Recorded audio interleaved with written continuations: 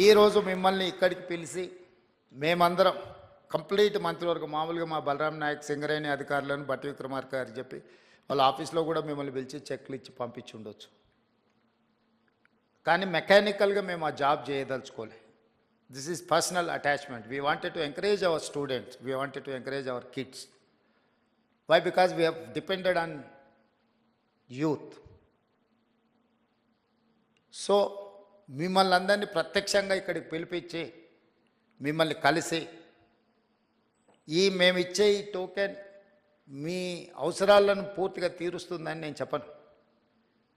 కాకపోతే మీకు ఒక నమ్మకం కలుగుతుంది, ఎస్ తెలంగాణ ప్రభుత్వం మాతో ఉంది, మమ్మల్ని గుర్తించింది. మిమ్మల్ని గుర్తించడం ద్వారా లక్షలాది మా విద్యార్థులకు ఒక సందేశాన్ని పంపదలుచుకున్నది మా ప్రభుత్వం. ఎస్ మీరు కష్టపడితే ఈ ప్రభుత్వం మిమ్మల్ని పిలిచి పర్సనల్గా కలుస్తుంది, మిమ్మల్ని అభినందిస్తుంది, మీ భుజం తడుతుంది అని ఒక సందేశాన్ని ఇవ్వడం కోసం రాష్ట్ర ప్రభుత్వం మంత్రివర్గం అంతా కదిలొచ్చి, ఇదే మంత్రివర్గ సమావేశం కాదు, మీ స్టూడెంట్స్కి ఇచ్చే చిన్న ఏమంటారు గెస్ట్.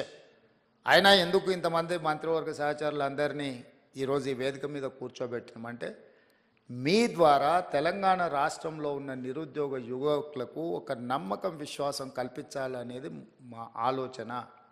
ఇది మా బాధ్యత. మా బాధ్యత నెరవేర్చుతున్నాము అని నెరవేర్చడమే కాదు, నెరవేర్చినట్టు కనిపించాల్సిన బాధ్యత కూడా ప్రభుత్వాల మీద ఉంటుంది.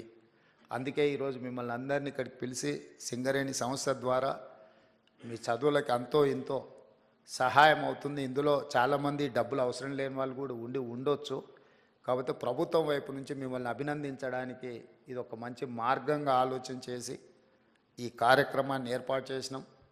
తప్పకుండా ఇక్కడికి వచ్చిన 41 మంది విద్యార్థులు అందరికందరూ సెలెక్ట్ అయ్యి మళ్ళీ టాప్ ర్యాంక్ తీసుకొని తెలంగాణ స్టేట్కే, తెలంగాణ ప్రజలకే, మన వాళ్ళకే సేవ చేయడానికి ఇక్కడ సర్వీస్లో జాయిన్ అవుతారని ఆశిస్తూ కష్టపడండి.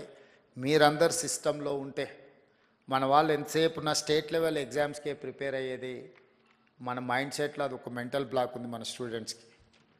మీరు బీహార్ రాష్ట్రాన్ని తీసుకోండి, రాజస్థాన్ తీసుకోండి, ఆల్ ఓవర్ ఇండియాలో సివిల్ సర్వీసెస్లో వాళ్ళు ఉన్నంతమంది ఆఫీసర్లు ఎవరు ఉండరు. మరి మోస్ట్ బ్యాక్వర్డ్ స్టేట్ అంటారు బీహార్. మోస్ట్ బ్యాక్వర్డ్ స్టేట్ నుంచి ఇంతమంది ఐఏఎస్లు, ఐపీఎస్లు, ఐఎఫ్ఎస్లు, అదర్ పబ్లిక్ సర్వీస్ కమిషన్ నుంచి వచ్చే పెద్ద పెద్ద ఉద్యోగాలలో ఎందుకు సెలెక్ట్ అవుతుందంటే వాళ్ళంతా ఫోకస్ పెట్టి జాతీయ స్థాయిలో ఉండే ప్రతి అవకాశాన్ని అందుకోవాలని వాళ్ళు ప్రయత్నం చేస్తున్నారు. బ్యాంకింగ్ సిస్టమ్ కూడా చూడండి, రైల్వే రిక్రూట్మెంట్ బోర్డులో చూడండి వాళ్ళ పర్సంటేజ్ ఎంత ఉంటుందో. వెనుకబడిన అని చర్చ జరుగుతున్న బీహార్ నుంచే అంతమంది సెలెక్ట్ అవుతుంటే అభివృద్ధిలో ముందు భాగాన ఉండి హైదరాబాదు నగరం ఉన్న తెలంగాణ వాళ్ళకంటే ముందు భాగాన ఉండడానికి అవకాశం ఉంది. కాకపోతే అవకాశాలను అందిపుచ్చుకొని మనం ఫోకస్డ్గా ఎగ్జామ్స్కు ప్రిపేర్ అయితే సాధించవచ్చు. మీరందరూ ఆ సర్వీస్లలో ఉంటే తెలంగాణకి ఎక్కడున్నా కూడా సహాయం చేయడానికి ఉపయోగపడతారు. ఈ రాష్ట్రానికి అవసరమైన నిధుల కోసం కేంద్ర ప్రభుత్వాలతో, ఇతర రాష్ట్రాలతో సంప్రదింపులు జరిపే ముందు, ఏదైనా నివేదికలు ఇచ్చే ముందు మీలాంటి వాళ్ళు దేశంలో నలుమూలల ఐఏఎస్ అధికారులుగాను, ఐపీఎస్ అధికారులను, ఇతర ఉన్నత అధికారులుగా ఉంటే మన రాష్ట్రానికి మనం చాలా చేయడానికి అవకాశం ఉంటుంది. మీ భవిష్యత్తే కాదు, మీ గెలుపులో రాష్ట్ర భవిష్యత్తు కూడా ఉన్నది.